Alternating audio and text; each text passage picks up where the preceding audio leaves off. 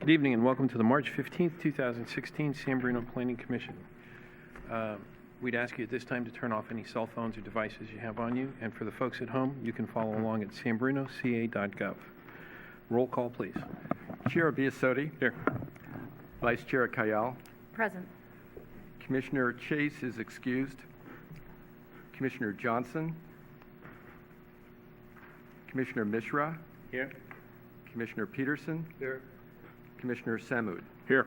Thank you. All right. And Chief Barberini will lead us in the Pledge of Allegiance, please. To the flag of the United States of America and to the republic for which it stands, one nation, under God, indivisible, with liberty and justice for all. Thank you. Okay. Item 1, approval of the minutes for February 2nd, 2016. Move we approve the minutes. We have a second? Second. All those in favor? Aye. Aye. Aye. Minutes are approved. Communications, item 2. Tonight there is only one specific communication I'd like to bring to you tonight, and that's that in our audience tonight is Madeline Lopez, and Madeline is our new executive assistant in the Community Development Department, and she's been with us for approximately 6 to 8 weeks, and she's been a terrific help, and I'd like you to welcome her to our department and to our community. Very good. Thank you and welcome. Thank you for coming this evening. Very good. All right. Item 3, public comment. This is a section of the meeting where you can speak on things that are not on the agenda. Is there anything that anyone wants to bring to the commission? Okay. Public comment is closed. Item 4, conflicts of interest. Do we have any? No conflicts. Okay. Item 5, public hearings. A is 848 6th Avenue. It's a request for use permit for a conditional 2-story addition. Staff report, please.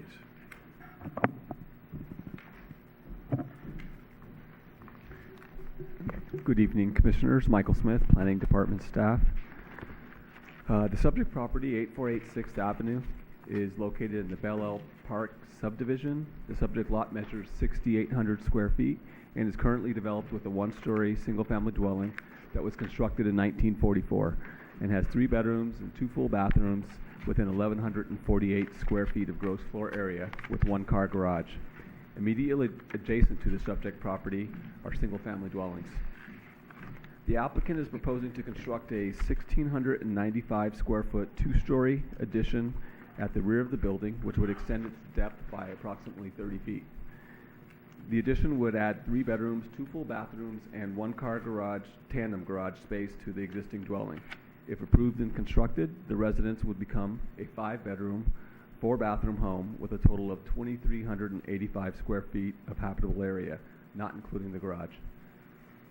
The project requires a use permit because it would increase the floor area of the existing residence by more than 50%, 127% to be exact, and it would expand the garage to 646 square feet, where 600 square feet is permitted. The project also requires a minor modification to continue the existing 3-foot 3-inch side yard on the south side of the building, where the code requires 5 feet. And there's a request for a parking exception to provide a tandem parking garage instead of 2 independently accessible garage spaces. The attic bedroom would be converted back into storage. The garage would be made more usable with the removal of the stairs within the existing garage space, and the face of the garage would be shaved back to create a 20-foot deep driveway. The Architectural Review Committee reviewed the project at its February 11, 2016 meeting and forwarded the project to the Planning Commission with several recommendations which have already been incorporated into the plans before you. The department mailed hearing notices to the neighbors within 300 feet of the subject property, and no comments were received. Staff recommends that the Planning Commission approve the use permit request based on findings 1 through 9 and subject to conditions of approval 1 through 27, and also approve the minor modification and the parking exception. Staff finds that the design of the addition complies with the residential design guidelines Although it is large in size, both of the adjacent buildings that are existing right now, adjacent to the subject property, are much deeper than the existing building.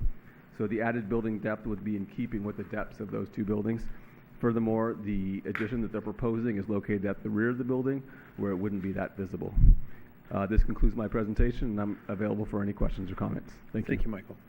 Any questions for staff? Okay, thank you. At this time, we'll open up the public hearing. Is the applicant here to speak on this project? Please step to the podium and give us your name. Tell us about your project. Good evening, ladies and gentlemen, commissions, and thanks for coming up, Michael, and present the case. This is Jason Chen, architect, representing the owner, Mr. and Mrs. Zhao. And I don't think I need to repeat the project again and the detail. Excuse me, sir. Mr. Michael. Point of information. Please. Could you move a little closer to the microphone or Okay. move the microphone a little Okay, closer? all right. I have trouble hearing you. Okay. This is Jason Chen, Right. architect of the project, representing the owner, Mr. Zhao and Mrs. Zhao. So I'm open for project questions, and I don't think I need to repeat the same information Michael already presented to you tonight. So if you have any question, please ask me. Is there any questions for the applicant? Okay, thank you, sir. Thank you. Is there anyone from the public who'd like to speak on this item? Okay, we'll close the public hearing then, and we'll move the conversation back to the commission for comments or votes. Through the chair.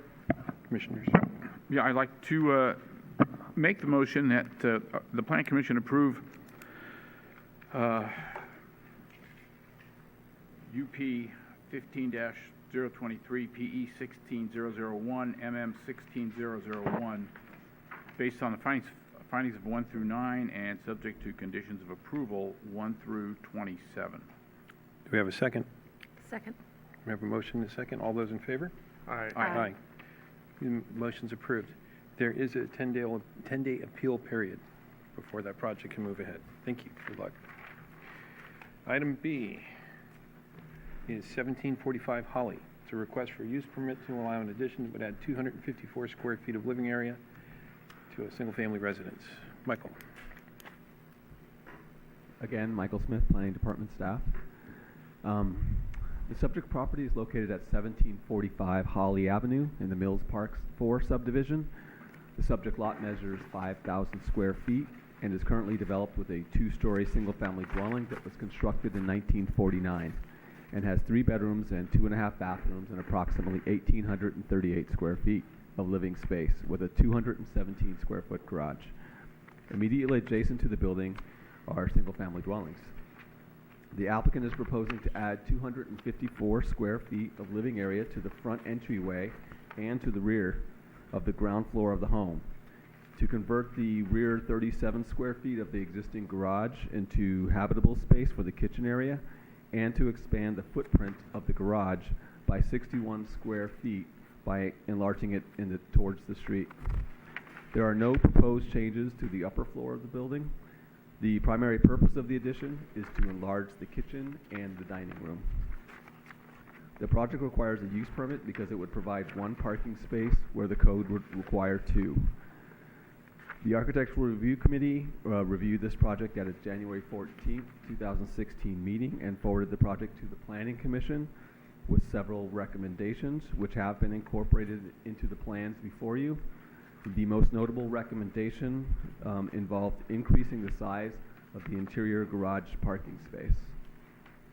The department mailed hearing notices to neighbors within 300 feet of the subject property and has not received any comments to the project.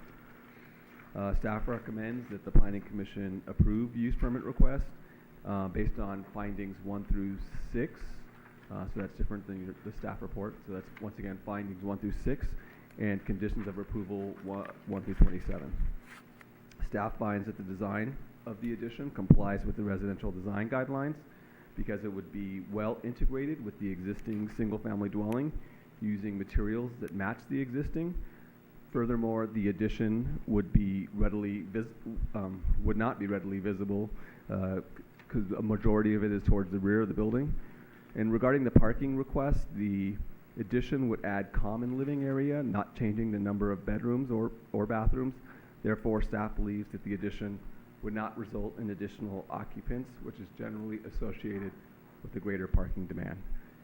This concludes my presentation, and I'm available for any questions or comments. Thank you, Michael. Any questions for staff? Through the chair. Commissioner So Peterson. in your presentation, you said findings 1 through 6, correcting the recommendation on page 1. Is that correct? That is correct. Thank you. Any other questions for staff? Okay, thank you. Okay, we'll open up the public hearing, and would the applicant like to come forward and speak on this project? Give us your name and tell us about your project, please. Yep. My name's Jason LeBas. Honestly, I have nothing to say. Just hopefully this goes through. Okay, thank you. Any questions for the applicant? All right, thank you very much. Perfect. Is Thank there you any- very much, guys. You're welcome. Is there anyone from the public who'd like to speak on this item? Okay, we'll close the public hearing and move the conversation once again back to the commission for conversation or vote. Mr. Chair, Commissioner Misha. if there's no comments, I'd like to recommend the Planning Commission approve use permit 15-24 based on findings of fact 1 through 6 and conditions of approval 1 through 27. Do we have a second? Through the chair. Second. Okay, we have a motion and a second. All those in favor? Aye. Aye. The motion is approved, and there is a 10-day appeal period once again. Thank you, and good luck to you. All right, item 5C,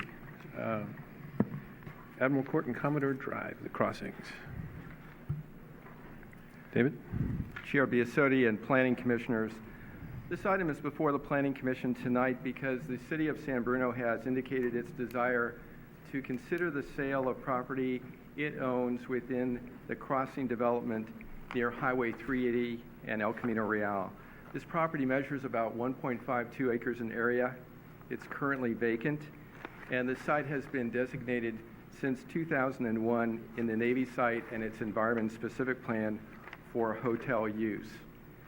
Because the city is considering sale of this property, it's required by State Government Code Section 65402 that the local agency, in this case the Planning Commission, report to the agency representative that handles disposition of properties, in this case the City Council, on whether the proposed sale is in conformance with the city's general plan. And the focus really is the purpose, location, and extent of the proposed use on this property. Since 2001, when the Navy Site and Environment Specific Plan was adopted, there have been changes to market conditions, and as this commission knows, there have been changes to land use activities within the specific plan area. For example, the El Camino Real commercial strip development was approved and developed, and the original 5.5 acre site for this hotel use has been reduced to about 1.5 acres in size. In September of this past year, the Planning Commission and City Council reviewed an amendment to the specific plan, basically to make sure that the size and proposed hotel use would be appropriate for the reduced area, going from 5.5 acres down to 1.52. So the specific plan, the Navy Site and Environment Specific Plan, was amended with benefit of a supplemental EIR in September of 2015. And in the meantime, the city has been working since 2013 with a proposed buyer of this property for hotel use. And the city staff has received plans from the proposed buyer of this property that indicates that these plans are consistent with the adopted specific plan in terms of being able to place a high-quality hotel that, as described in the specific plan, would be about 152 rooms in size, have 3,000 square feet of meeting space, and have parking to support these uses. So the specific plan has been adopted with benefit of a specific plan. the city has been working with a prospective buyer who submitted plans that are consistent with a specific plan. Staff has reviewed those plans against the specific plan.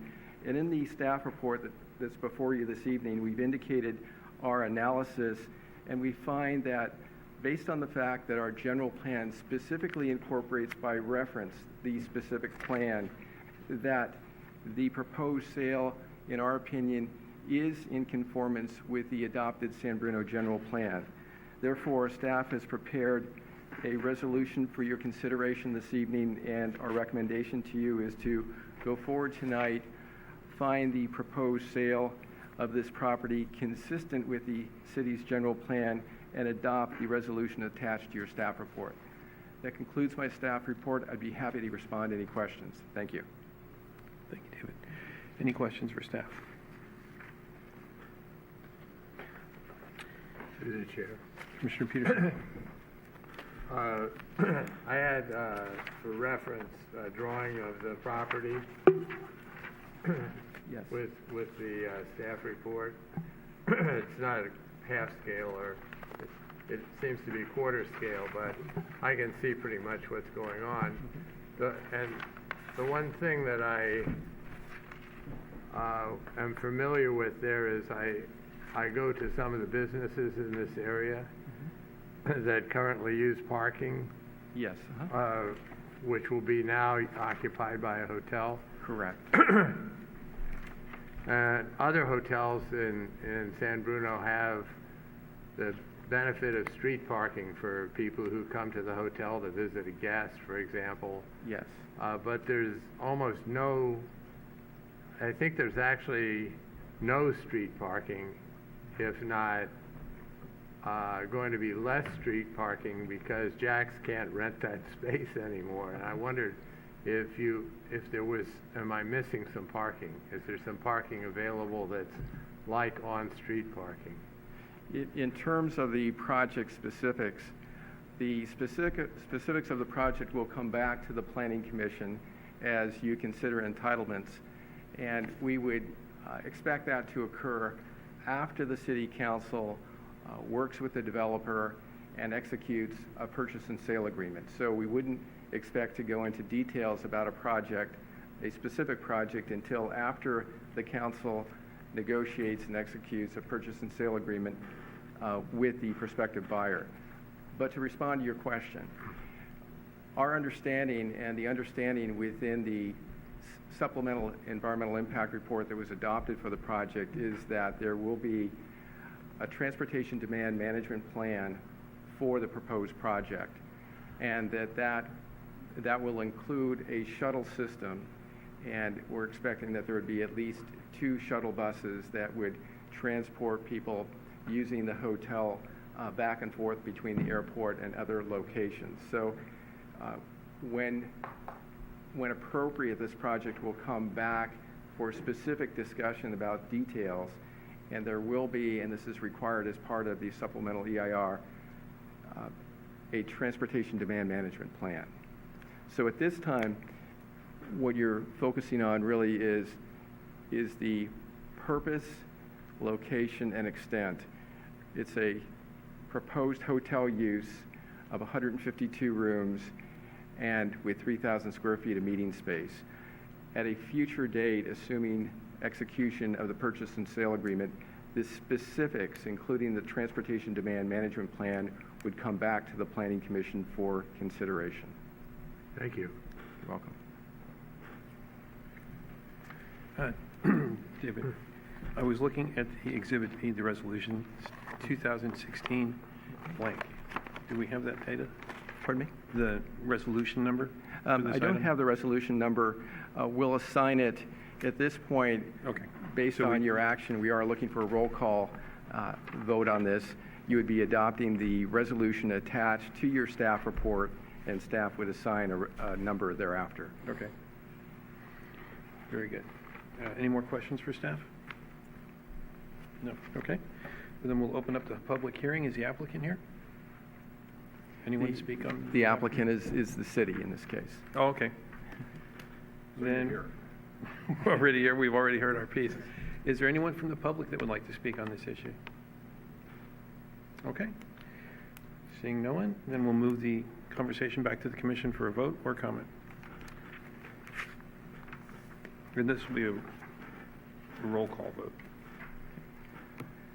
Chair Biasotti? Well, wait, did we get a motion? I'd like to make a motion, through the chair. I would recommend that the planning commission adopt the attached resolution as Exhibit B for properties APN 020013250 and 020013260. Okay, do we have a second? Through the chair. Second the motion. Thank you. Okay, we have a motion and a second. Roll call vote, David, please. Chair Biasotti? Aye. Vice Chair Kayal? Aye. Commissioner Mishra? Here. Aye. Commissioner Peterson? Aye. Commissioner Samud? Aye. Okay. Thank you. Motion is approved. All right, city staff's discussion. At this point on our agenda, we'd be looking to you to nominate 3 of your commission members to be on the Architecture Review Committee for the April 14th meeting. So if we could have 3 volunteers, that would be terrific. I'll do it. Yeah, even though I'll be working on my taxes, I can make it. Okay. Great, thank you. I can make it as well. Great, Okay. thanks. Thank you, Bob. Okay. Any planning commission discussion? No? Okay. And before we adjourn, I'd like to thank our wonderful cable TV people for setting up the room and going through all this extra effort this evening. And thank Chief Barberini, who's left already this evening, to give us a little extra security. And thank you all for coming. And welcome to San Bruno. And with that, we are adjourned.